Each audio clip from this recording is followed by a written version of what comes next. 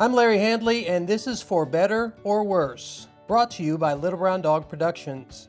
It's a podcast designed to help couples plan their wedding day by introducing you to the very best wedding professionals in the Greater Cincinnati area. Joining me today is Amanda Donaho of AmandaDonaho Photography.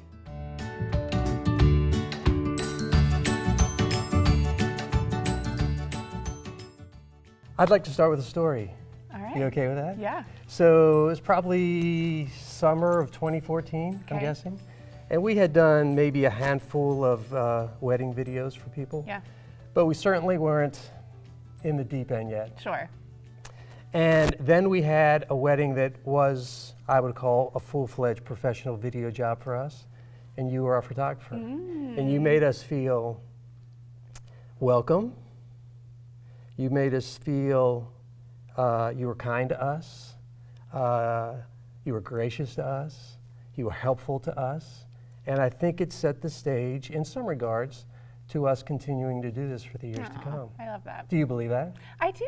It's true. I remember that wedding well. Do you? I remember meeting Debbie upstairs where the bride was getting ready, and you guys were great from the beginning. So it was fun to get to know you right off the bat with your first big shindig. But I'm guessing, because I'm going to put my ego aside, I'm guessing it's not just because of us, but you're nice like that to everybody. I mean, I try, but you know, we try. But especially on a wedding day, I think it's important for all vendors to remember that it's not about them, you know, and so there's always going to be new people coming and going and working with people that I work with all the time, especially in Cincinnati. Like, we see a lot of the same faces, but then there's weddings that it's brand new people. But again, we're all there for the same common cause, to serve this couple and to make sure that their day is best. So I feel like being kind and gracious and helpful as a team is going to be what makes the day go best for them, which is it's part of your DNA. The most important. Right? Yeah.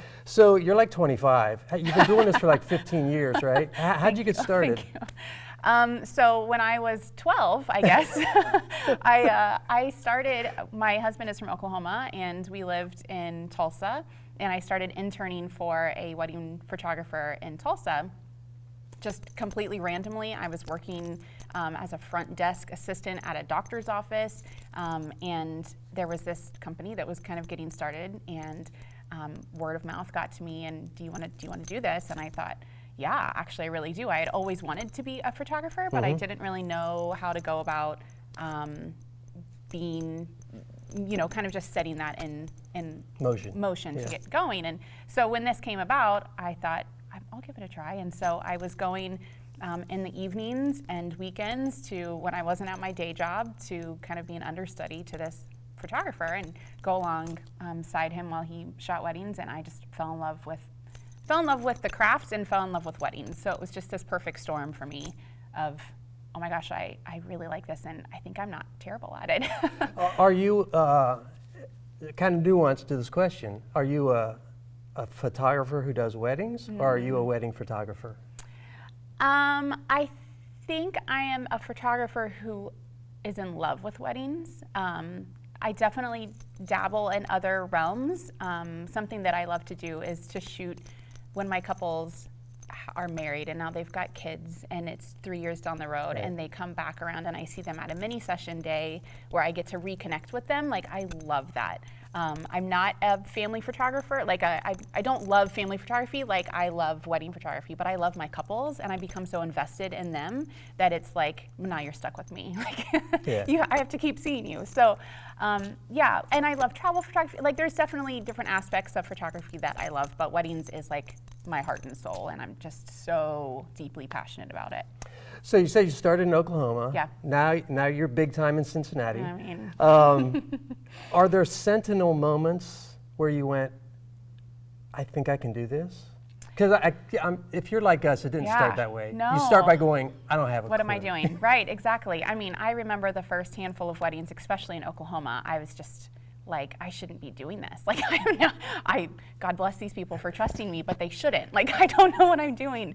And it took years, I feel like, of we call it imposter syndrome, if you've heard that term, yeah. of, you know, trying to convince yourself, I am this. And even just saying out loud, like, I'm a wedding photographer. I mean, this is 14 years ago, but I remember like it was yesterday, having a hard time getting that to come out of my mouth and telling people, like, this is what I do, because I just felt like, but what qualifications do I have? And at what point do I actually get to claim that title? And I think that that's something that everyone that is starting into a new career goes through, and it's just extra heavy when it's at such a high cost. Like wedding photos, you don't get to redo this, you know? One shot. One shot. And thankfully, something that I've learned about myself through this career is that I work really good under pressure, and that pressure just like makes me better instead of making me freak out and kind of pull back. It just makes me like go at it more. So, Are there any moments you remember where you went, I think I can do this?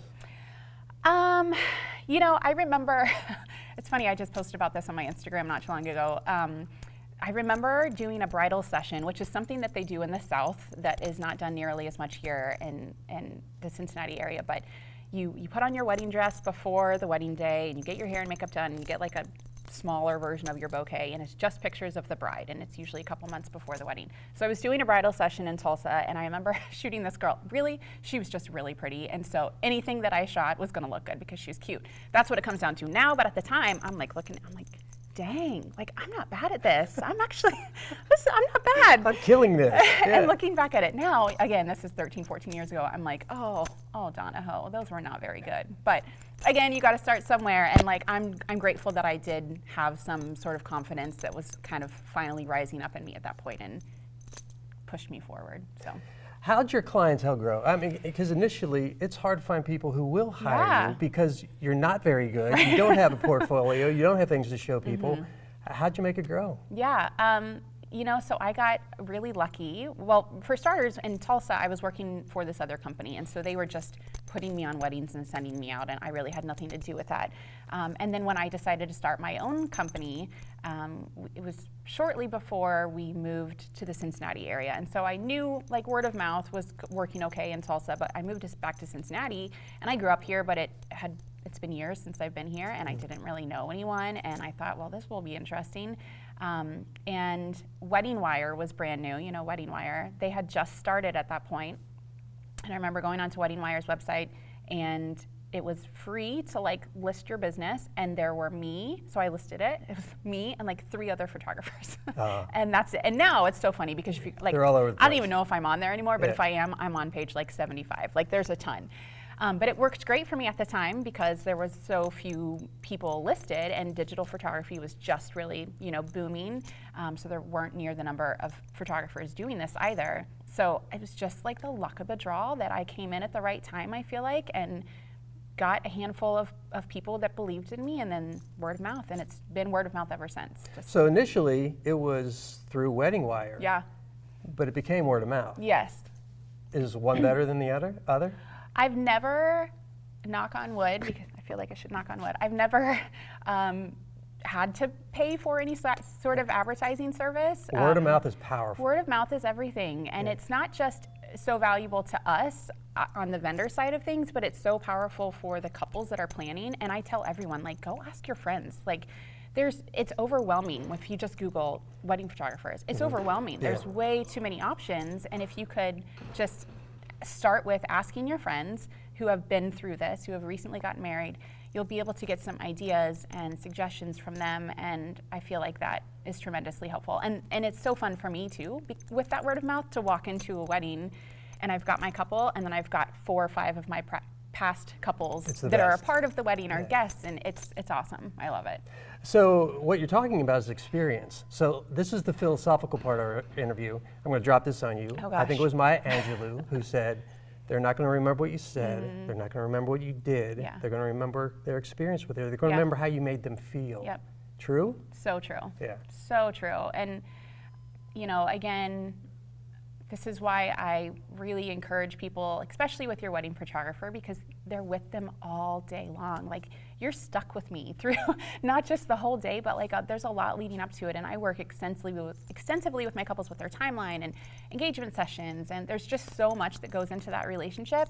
You've got to feel good with whoever it is that they pick. And more so maybe than a different type of vendor that shows up and brings a product or delivers a service, but you're not spending your wedding day with them for 10 hours, and that connection and how you do feel, I feel like is so important. And I'm grateful that that I've had such good connections with my couples over the years, and hopefully they're walking away feeling good about themselves and good about the connection we made, and therefore when they look back at those photos, it's not just seeing something that's pretty, but it's how they remember how they felt in that moment. Yeah, experience. Yeah. It's the key. Yeah. And speaking of that, your experience, I mean, you've chosen to do this for how many years? I said 15, but 14, yeah, 14 almost, years. Yeah. And seeing you, I believe you love it. I do. Where's the satisfaction come from? What's most satisfying to you? How do you know that you've hit a home run with a couple? That's a good question. I mean, so for instance, something that is really valuable to me is knowing that these images are family heirlooms, and I feel like it's like a buzzword, and so I try not to use it too much anymore, but it's true. I had a bride just a few days ago tag me on Instagram. Her wedding is in a couple of months, but she took a photo of her hallway in her mom's house, and it has all the black and white formal photos of grandparent upon her parents, and then their photo frame and where it's going to go. And currently there's an engagement session photo there, but like that means everything to me, knowing that this is something that is going to be forever in their family, and their grandkids are going to one day hang those photos on their walls. And I feel like connecting with couples that get the gravity of that and appreciate that is huge. But yeah, that being able to see the photos be used over the years and how they're being used, and knowing that people feel good about how they looked and how they felt, and getting again the gravity that this is an heirloom, like that, I feel like that really pulls at my heartstrings the most. We always say that we want our video to become more valuable with time. Yeah. And I think that's kind of what you're saying too. Yeah. That the picture lasts for eternity. Right. Right. And maybe even represents something more than the moment it was taken. Exactly, Yeah. and that's something I hear from a lot of couples, which is something else that I love. I feel like for the most part, I know for me, when I think back on my childhood memories, I can remember things, or at least I think I remember them, but I'm always seeing them through a photo. So I can think back to stuff that happened when I was 5 or 6, and I'm like, I remember that happening. But then I think, do I actually remember that happening, or do I just remember seeing a photo of that happening, and I've kind of placed this memory within that? And I feel like that's the case for a lot of people. And if those moments that a couple can't be everywhere in their reception room on their wedding night, they can't be all places at all times. There's moments happening all over the place that they don't know about. There's moments happening between maybe the groom's mom and the bride when the groom isn't even in the room before they're when they're getting ready. There's those things that you wouldn't know about, and you probably wouldn't remember if you didn't have it captured in a photo. And that's always really cool when couples come back and say, I didn't even know this happened. So cool that you took a photo of this because I didn't know this happened. Or, oh my gosh, I completely forgot about this. This was awesome. And that happens quick. I mean, your wedding day is so crazy. You're all over the place. And it's fast. Within a month, of them getting the photos back, they're like, oh my gosh, I already forgot that this happened. It was just a month ago. So photography slows that day down. Yeah. It does. Yeah. Speaking of connecting, you said connecting with your brides and grooms. Somebody says, hey, I think I might want to hire Amanda Donaho, and they get in touch with you somehow via your website or phone call, whatever. What's the process like? How do you know that you're connecting with them and it's going to work out? It's funny, I always tell people that I feel like, I don't know, 60% of my couples don't actually live in Cincinnati, but everyone comes back here to get married. So the majority of weddings that I shoot are in Cincinnati. I definitely travel for some, but the majority are in Cincinnati. But so many people don't live here. They've moved on to different parts of the country and are trying to plan this remotely. So a lot of times I don't get to meet with people face to face before they have booked me, but it's a lot of emails, Skype, FaceTime, phone calls, things like that. When I get the chance to sit down with people, I love to go grab a glass of wine or grab a cup of coffee and really be able to connect. So again, I want them to feel comfortable with me and know who's going to be on the other side of that lens and realize like, oh, it's just Amanda. It's not a big deal. Okay. So they're kind of let their guard down a little bit. So try to communicate with them as much as I can beforehand. And then, yeah, from there, like everything's done online up until it's time to start really getting into the nitty gritty of planning. And I try to be a resource as much as I can in terms of giving vendor recommendations, like Little Brown Dog, and helping with the timeline. That's a big thing. I tell people all the time, like you're not supposed to know what time you should put on your dress. You should have absolutely no idea what time you need to be in hair and makeup. Like that is not your job, and you shouldn't be a wedding day professional. Let us do that for you. The day of, they should become a bride and groom. Exactly. Yeah, and they should be kind of carefree as much as possible. For sure. And I tell my couples, like, it's important that we sit down and work on this timeline together, or if you're using a wedding planner with them and I kind of pull in with the photo side. But either way, like, we want to set this up and then it all falls on us. Like, none of this, you don't look at your watch at all on your wedding day. Like, nope, you're not allowed to do that. It all falls on me. So we can come up with a plan together so that their day can be effortless and smooth, but they just need to chill and enjoy the day and let that all fall on their vendor team. Absolutely. Yeah. We, as a fellow vendor, we always say to each other, every wedding is going to have problems. Right. The bride and groom don't need to know about it. Right. Right? Yeah. We'll deal with it. We'll make it right. That's what we do. Oh my gosh. It's not just Every about time. video and pictures, right? It's about Right. making the day a great experience for them. Absolutely. Yeah, I agree. How many weddings a year do you do? It varies, somewhere around the like 27 mark usually. Is that what's comfortable for you? Yes. Okay. But you know, here in Cincinnati, there's not a ton of weddings in the winter months because it's cold. So usually those get kind of shoved between like April and November. So it's like boom, boom, boom, boom, boom, boom. It's great when there's a couple in the winter and it can spread them out a little. But yeah, somewhere around 27 is a good number. How many weddings have you done? Oh gosh.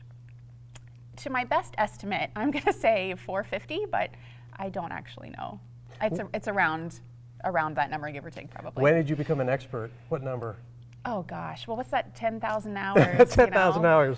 However many weddings that is, right? However many weddings, yeah. And at the beginning, I'm sure that it was more hours per wedding because the editing process. Until I kind of got that down, that took a lot. That took a lot of hours. I don't know. I mean, I feel like looking back now, hindsight, you know, I feel like I was pretty much just trying to figure things out until year 5.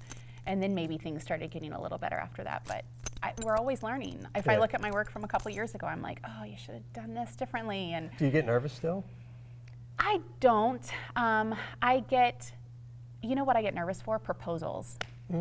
Shooting a proposal Those are is hard. the most nerve-wracking thing ever because you just are scared to get caught. You know, you're hiding with your camera. You're a secret. Oh my right? gosh, right? It's nerve-wracking. Yeah. That makes me very nervous. But wedding day, not generally. I feel I've done this hundreds of times, and so I feel so confident, and I know not just what is on our plan, but I know what to expect that other people aren't planning for. And that is a huge bonus, I feel like, of hiring someone that has been doing this so long is I know to anticipate that right about now mom's gonna cry on her, you know, like there's those little things that I feel like I understand people so well that And you can't teach. Right. It's just just you just instinct. have to, it's instinct, and it's doing it over and over and over again. And I always joke with people like I'm a severe empath, and it's a heavy burden to carry sometimes, but it's great on a wedding day because I can feel the room so well, and I understand what people need and when they're going to start crying and I need my camera out. You know, like I can feel that so well. So I don't know. Probably. I don't know. I don't know how to answer that. That's a hard question. That's okay. You answered it fine. Okay, good. Greatest compliment you can get Oh gosh. as a photographer. Yeah, yeah. You know, I have a lot of my couples will say like it wouldn't have been the same without you. We couldn't have done this without you, and that always means a ton to me because, like you said, it's not just about the product that I'm delivering to them at the end. It's about the whole day experience and leading up to it. Like there's so much prep work and making sure that things go smooth, and again helping with making sure that they're connecting with other good vendors. Mm-hmm. There's so many little aspects, and hearing them say like that really would not have gone as smoothly without you means a ton to me because I put so much work into this with each of my couples. So it's always nice when that's appreciated. It's very nice. Yeah. Yes, very good. And I know you on a personal level to a certain degree, and I know you have. I know you love to travel, for example. But tell me some goals. Some. What do you look at in the future? Yeah. What makes you excited? Well, it's January, so we're just over here writing down all of our goals. Yeah. So a couple years ago, I started retreats called Illuminare Retreat, and it is a retreat. We sent our daughter to one. You did, and she's amazing. But it's a retreat for creative female business owners.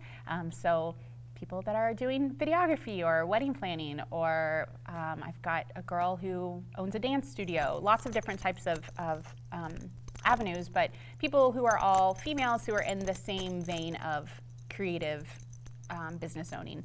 And anyways, I started these retreats to kind of bring them together and encourage them and give them a space to brainstorm and come around other strong women who are doing the thing and kind of get ideas. And it's been so much fun. And so this year we're doing our first international Illuminare retreat in Italy. So that's happening in November, which I'm really excited about, and I'm already have my wheels turning for where Not the next that you don't one love might be. Italy or anything. I mean, it's kind of my second home. But if that goes as well as I think it's going to go, I'm hoping that will continue to grow, both locally and overseas with more trips like that. I really strongly feel a pull for continuing to build up other business owners, especially women, and just kind of empowering them and giving them the tools to succeed. Because again, I know what that was like with imposter syndrome, entering a new world, feeling like, who am I, what do I know? And so that's something that I feel really passionate about. So doing that a little bit more alongside of wedding photography, which isn't going to go anywhere because it's my first love. I think I've hoped that continues to grow. Well, I appreciate you doing that because for all the reasons you suggested, but also I just think it's awesome because we're kind of in the same business in this regard. We're creators. Right. We do a lot of consuming, but we get to create. Yeah. And there's something really special about that. So the more you can encourage people to do that, the better. Yeah. We need more storytellers. We do. We can't really do. have enough, quite can't. frankly. I completely agree. It's the one thing that's not going away. Yeah. Yeah. You right? It's true. It's true. It's true. So if someone were wanting you to take their photos for their wedding, and I would certainly endorse that. Well, thanks. How would they get in touch with you? My website, which is AmandaDonaho.com. And I'm also on Instagram and Facebook and all of those fun places. And Instagram is always a great place to check to, which is just at Amanda Donaho Photography. But on every Tuesday, I try to get live on my Instagram stories and give tips to couples who are planning their wedding. So it's always a good place to check out if you're in the middle of planning too. Anything else you want to add? Did I forget anything? I don't think so. Are you okay? Yeah. You nervous? Yeah. Still? Yeah. More so than a wedding? No, I mean, yes. More than a wedding. You did great. Thank you. Thank you. Thanks. Appreciate it.